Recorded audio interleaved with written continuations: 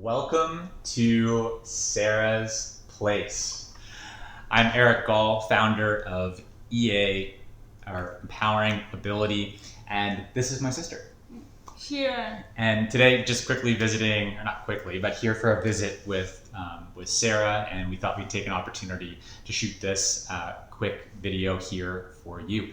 And today we want to talk about what's the number one thing maybe each of us has learned on this really 5-year journey that we've been on as a family and that you've been on to create your own awesome, ordinary life.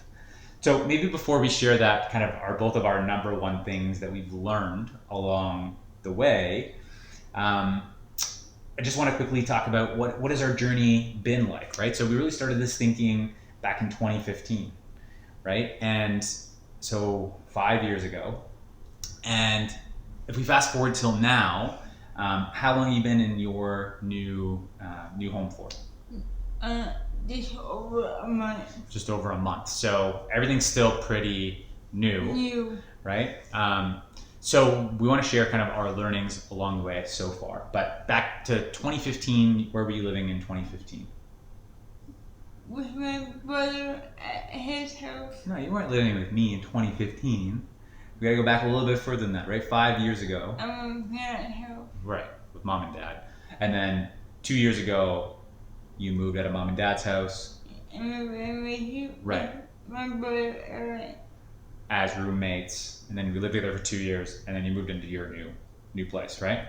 Yeah. So lots has been learned along the way. And so maybe for you, over those 5 years, through that whole experience, what for you, Sarah, has been the number one thing that you learned or that comes to mind for you that you're learning right now? I've been in my new community. Mm-hmm. And that's been a big learning experience for you? Yeah. Yeah. So you've moved from a rural neighborhood into more of an urban neighborhood, right? Yeah. Right? And before, what was a big challenge that you had in terms of kind of where you were living?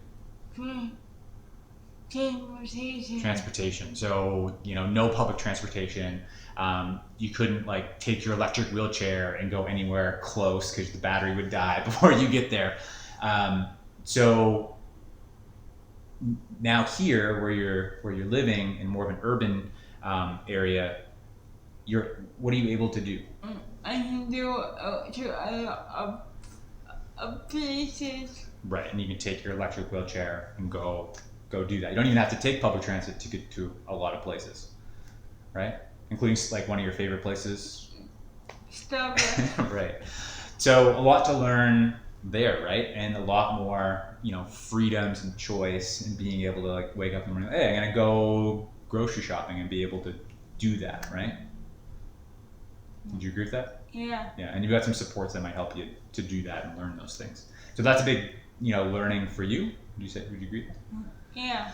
Cool. So the number one thing that I've noticed throughout this experience over the last 5 years is that when you're given the opportunity to try something new, you usually step up into that opportunity and knock it out of the park.